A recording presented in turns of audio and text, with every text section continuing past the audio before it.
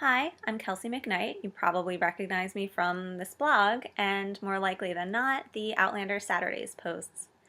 I am currently in the process of publishing a Scottish historical romance series with Limitless Publishing House, as well as a contemporary romance standalone novel. Sarah Fisher has compiled a short list of questions that have either come from the blog or different mediums that we use, like Reddit and Facebook, that kind of pertain to my writing process, my books, and me as a person.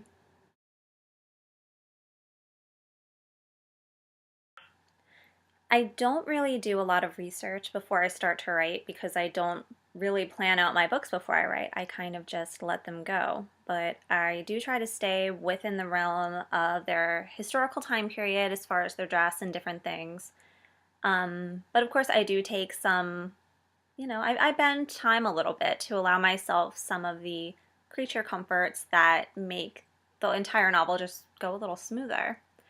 For example, I do try to keep within the different Scottish clan rules, traditions, their tartans, their crests, their mottos, things like that, because I don't think, as a Scottish person, that I can really go in and give everybody a red and green tartan when that's not their clan colors. Um, but I do try to also research things as I go along. For example, I've been looking into Portuguese maritime law, so that'll be something interesting as the series goes on a little bit. But I don't really do much ahead of time until I kind of have a basis for where and when my characters are.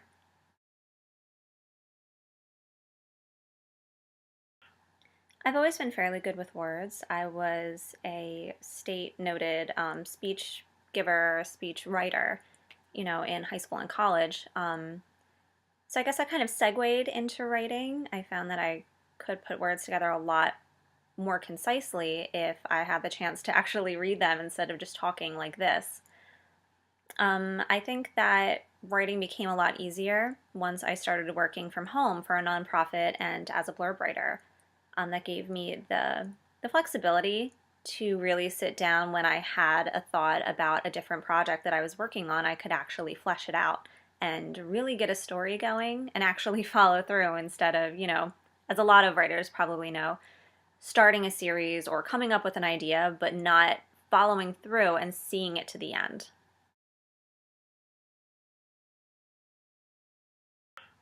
I'm a huge coffee drinker, and Holiday Blend is back at Wawa. I can literally drink that by the bag. It's ridiculous. I can say, in all honesty, that I don't have one favorite book. I couldn't possibly pick just one. But I do enjoy anything by Suzanne Tisdale. She writes a lot of Scottish historical romances that we've actually reviewed on the blog. And also Diana Gowland, who obviously wrote the Outlander series. I mean, I think anybody that writes anything historically based can really look up to her as a writer and how she fleshes things out and uses a lot of historical tidbits and accuracies to really put together a well selling, well thought out, well researched, well loved book. My characters, my books, my storylines aren't really based on anyone or anything in particular. I will take certain things from history that are true, certain facts, but I can't say that any of my characters are based on any single person, living, dead, imaginary, anything else. It's just um, people and situations that I've created. I'm a work at home mother, so I'm basically always with my daughter or really on my laptop because I do freelance blurb writing and I also work for two nonprofits. So free time is something that I don't really get. I think writing is my free time because it's something that I really enjoy and it's something that I do on my own deadlines. So if something needs to get done for one of the nonprofits I work for, or the editor gives me a blurb, then that takes precedence. Um, and if my daughter needs something, then that takes precedence. But writing is kind of my release from daily life. I think that that is my free time. I have 3 books right now that are completely finished and with my publishing house that are set to release in the spring of 2017. The first is a contemporary romance called The Non-Disclosure Agreement. And then I have the Scottish Stone series, which is a group of 4 books that are all based in Victorian Scotland and England.